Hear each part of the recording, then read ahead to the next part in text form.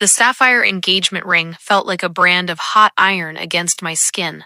I stood in the shadow of the courthouse, the wind whipping my hair across a face that had forgotten how to smile. In my left hand, I held the heavy velvet box that once symbolized my future. In my right, a cold official police report detailing a crime I didn't even know existed a week ago. Cora, please! Roman's voice echoed behind me, stripped of the velvet charm that had once been my sanctuary. It was a mistake. I was going to fix it. I was going to tell you. I didn't turn around. I couldn't. If I looked at him, I might see the man I thought I loved, instead of the monster who had methodically dismantled my soul. I walked to the edge of the stone steps and stared at the trash bin, a mundane, metallic cylinder filled with the city's waste. With a hand that didn't tremble, I let the ring go. It didn't clatter. It vanished into the grime, just like the 3 years of my life he had stolen. I clutched the manuscript in my arms, the raw, bleeding pages of my recovery, and looked toward the horizon. It wasn't a mistake, Roman, I whispered to the wind. It was a blueprint. And today, I'm the one tearing the house down. 3 years ago, I was a woman drifting in a sea of grief. I had lost my mother to a long illness, and my world had shrunk to the size of a dark apartment and a series of lonely nights. I felt fragile, as if a sharp word could shatter me. That was when I met Roman. We met at a quiet bookstore on a rainy Tuesday. I was reaching for a book on resilience, and he was already there, holding it out to me with a smile that felt like the first day of spring. He wasn't just handsome, he was substantial. He was Roman Street Clare, a high-level executive at a prestigious architectural firm, a man who spoke in stanzas and looked at me as if I were the only living thing in a room full of statues. You look like someone who carries the weight of the world on her shoulders, he had said, his voice a low, comforting hum. May I help you carry it for a while? He didn't just date me, he curated a life for me. He knew I loved old jazz, so he found a hidden club that played only vinyl. He knew I struggled with anxiety, so he learned the exact breathing techniques to calm me during a panic attack. He saved me from my own darkness. I became dependent on him, not because I was weak, but because he made himself my oxygen. The proposal was a masterpiece. He took me to a private villa overlooking the Amalfi Coast. The air was thick with the scent of lemons and salt. Under a canopy of fairy lights, he knelt and spoke of a forever that felt as solid as the cliffs beneath us. Cora Marcello, he said, opening that velvet box. You are my North Star. I've spent my life building structures for other people, but I want to build a home in you. Will you be my wife? I sobbed. I said yes. I thought the hole in my heart had finally been mended. I thought I was the luckiest woman in the world to be loved by a man so perfect, so devoted, and so utterly mine. I didn't realize that the home he was building was actually a cage, and the bars were already closing in. The transition from fiancé to side piece happened in the quietest ways. Once the ring was on my finger, the grand gestures slowed, replaced by a strange, calculated distance. Roman, who used to spend every weekend by my side, suddenly had regional site visits that required him to be away for 3 days at a time. He would leave on Friday afternoons, his kiss lingering just a second too short, and return on Monday morning smelling of wood smoke and a perfume that wasn't mine. A soft floral scent that he claimed was just the hotel air freshener. You're being sensitive again, Cora, he would say when I questioned the late-night calls he took in the bathroom with the fan running. The promotion is demanding. I'm doing this for us, for our wedding. Don't let your old insecurities ruin what we have. He began to gaslight my memory. If I mentioned a promise he had made, he would look at me with exaggerated pity. I never said that, honey. Are you sure you're taking your vitamins? You've been so forgetful lately. The most jarring flag was the home office. Roman worked from a sleek building downtown, yet he forbade me from ever visiting. It's a high-security firm, Cora. Non-employees aren't allowed past the lobby. It's boring anyway. One night, while he was away in Chicago, I found a small, leather-bound planner tucked behind a row of books in our guest room. It wasn't a work diary. It was a domestic log. There were grocery lists for items I never ate, organic baby food, a specific brand of tea, and dates marked with a simple M. My blood ran cold. I sat on the floor of the guest room, the planner shaking in my hands. Who was M? Why was my perfect fiancé buying infant supplies? I called his cell phone. It went straight to voicemail. I called his office. The receptionist told me Mr. Roman was on a personal leave and wouldn't be back until Tuesday. The lie was a physical presence in the room, a suffocating heat. I realized then that I didn't actually know where my husband-to-be was. I didn't know who he was.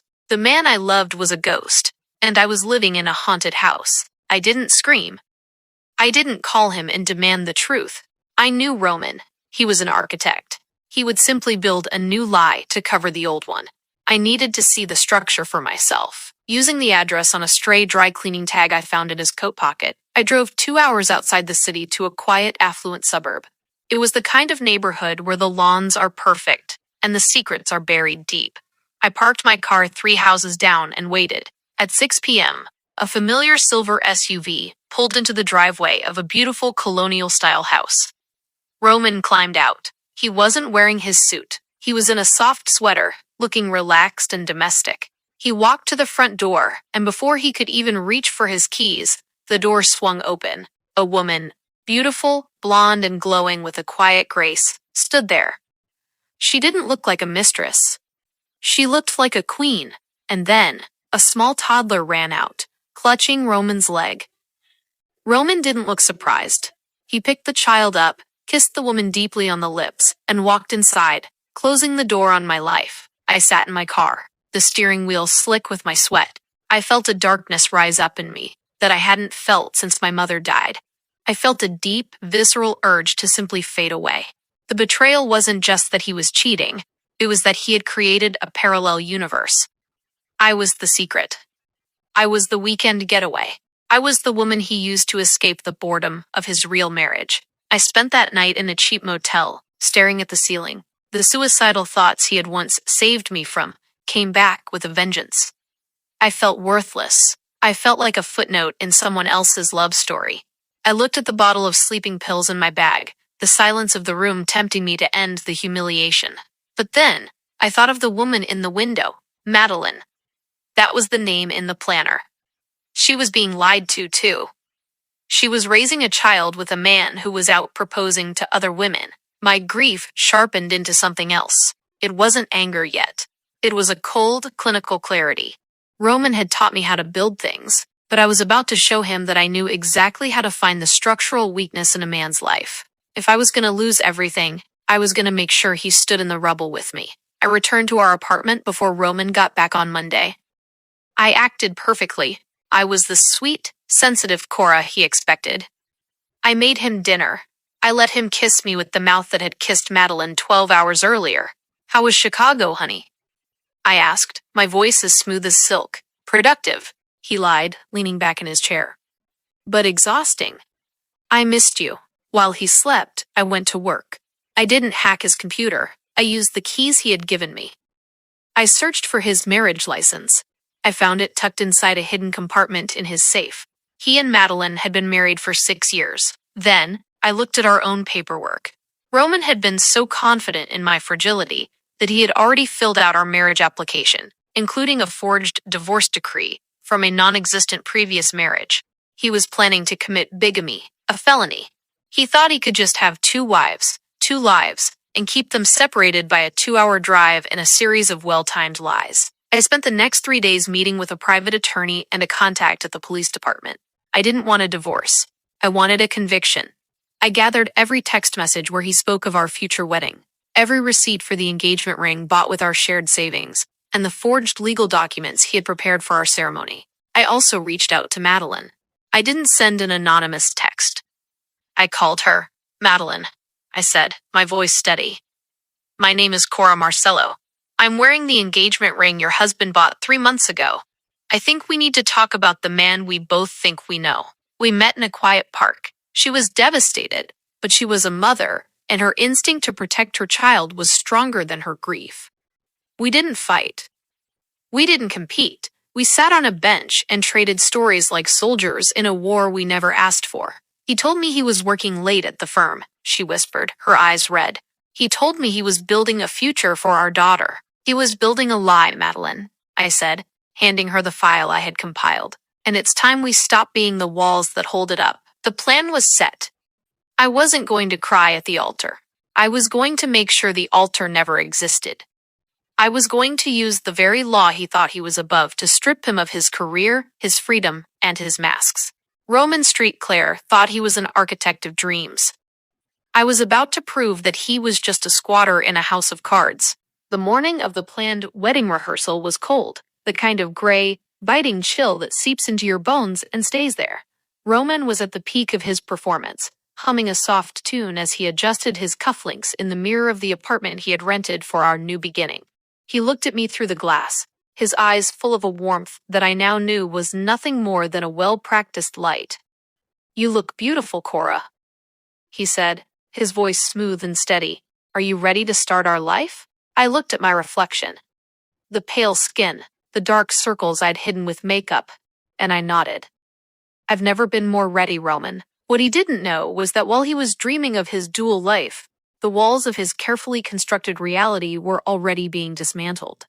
The night before, I had sat with Madeline in her living room, our shared pain acting as a bridge. We hadn't just traded stories. We had traded evidence. She had given me the original marriage certificate, the bank statement showing he'd used their family savings to buy my engagement ring, and the proof of his residence. In return, I gave her the forged divorce papers he'd prepared for our marriage license. We were no longer two women fighting for a man. We were two architects of his destruction. The legal strike began at exactly 10 a.m. We didn't go to a chapel. We went to the precinct. I walked in first, handing over the bigamy file. The detective's face shifted from professional curiosity to genuine shock as he looked at the forged signatures and the overlapping dates. In the state we lived in, attempting to marry a second person while still legally wed to another wasn't just a mistake. It was a felony of the third degree. The forged divorce decree added a layer of identity fraud and perjury. "You're sure about this, Ms. Marcello?" the detective asked. I didn't hesitate. I want him to feel the full weight of the law he thought he could ignore. The arrest happened in the lobby of his firm. I had arranged for a final wedding meeting there, claiming I needed to sign some last-minute insurance papers. Roman walked out of the elevator, radiating success and arrogance, his hands outstretched to greet me. But instead of me, he found two uniformed officers and Madeline. The look on his face when he saw his wife standing next to his fiancée was a masterpiece of terror. The color drained from his skin, leaving him looking like a sketch of a man that hadn't been finished. "Madeline? Cora? What is this?" he stammered, his eyes darting between us like a trapped animal. Madeline didn't scream. She simply handed him the divorce petition she had filed an hour earlier, citing adultery and fraud. "It's over, Roman," she said, her voice a calm, low vibration. "The house, the accounts, the daughter you claim to love, none of it belongs to a man who lives in the shadows." As the handcuffs clicked around his wrists, the lobby filled with his colleagues and the firm's partners. The St. Clair name, which he had spent years polishing, was tarnished in a matter of seconds. The moral turpitude clause in his contract, the same one I'd researched for days, kicked in immediately. He wasn't just being arrested, he was being erased from the professional world. The days following the arrest were a blur of cold rooms and sharp questions. Roman tried to call me from the holding cell, his messages shifting from desperate apologies to venomous threats. "You're nothing without me, Cora," he hissed in a voicemail that I saved for the prosecutor. "You were a broken girl when I found you. You'll crawl back to that dark room and stay there." His words were meant to trigger my old anxieties, to pull me back into the suicidal darkness he thought he controlled. But for the first time in 3 years, his voice didn't make me tremble. It made me disgusted. I realized that his love had been a form of psychological tax. He gave me affection, only so he could collect my soul as interest. I fell into a deep, heavy exhaustion once the adrenaline faded. The unbearable grief I had felt when I first saw Madeline in the window turned into a hollow ache. I did feel suicidal for a brief, terrifying week. The humiliation of being a side piece, the realization that my 3 years were a fiction, it was almost too much to carry. I checked myself into a trauma recovery center. I didn't want to be a martyr. I wanted to be a person again. I spent hours in therapy, deconstructing the way Roman had used my grief for my mother to make me dependent on him. I learned that he hadn't saved me from the dark. He had just replaced my darkness with his own. The recovery was slow, like learning to walk after a long paralysis. I started writing as a way to stay grounded. I wrote about the bookstore, the lemons in Amalfi, the dry cleaning tag, and the cold realization in the car. I wrote about Madeline and how we had found a strange, sisterly bond in the wreckage of the same man. I titled the manuscript How I Reclaimed My Life After Betrayal. Initially, I published it anonymously on a digital platform, terrified that the world would judge me for being too blind to see the truth. But the response was a tidal wave. Thousands of women reached out, sharing their own stories of being gaslit and hidden. Seeing their pain made me realize that my shame belonged to Roman, not me. I decided to re-release the book with my real name, Cora Marcello. I wanted my face to be the one the world saw, not the hidden girl Roman had tried to create. The book became a bestseller, not because it was a revenge story, but because it was a map for anyone lost in the woods of betrayal. I was invited to speak at conferences, standing on stages that were much bigger than the one Roman had planned for our wedding. I didn't speak about the perfect man. I spoke about the perfectly resilient woman. Roman's life, meanwhile, continued its downward spiral. The bigamy charges led to a plea deal that included heavy fines and a permanent mark on his record. His firm fired him publicly, issuing a statement that they did not tolerate individuals who practiced fraud in their personal lives. Madeline won almost everything in the divorce, moving to a different state to give her daughter a fresh start. We still talk sometimes, two survivors of the same storm, checking in to make sure the sun is still shining. Last month, I received a series of messages from a new, unknown number. They were from Roman. He was working a low-level job in a different city, his St. Clair charm now replaced by a bitter, aging desperation. "I think about you every day, Cora," he wrote. "No one ever loved me the way you did. I made a mistake. Can we just talk? I'm in a bad place, and you were always my healer." I sat in my bright, new office, looking at the message. A year ago, I might have felt a flicker of pity. I might have wondered if I should help him, but as a woman who had reclaimed her own life, I knew better. I wasn't his healer. I was his victim who chose to survive. I didn't reply. I didn't send a witty comeback or a lecture on morality. I simply clicked the block button. That was the final act of my revenge. The refusal to be a part of his narrative anymore. He was a ghost I had finally exorcised. I walked onto the stage of a packed auditorium later that evening, the lights bright and warm, and I started my speech with the only truth that mattered. You are not the tragedy that happened to you. You are the woman who decided to walk out of it. My life is no longer a structure built by someone else. I am the architect now. I choose the materials, I set the foundation, and I decide who gets to walk through the door.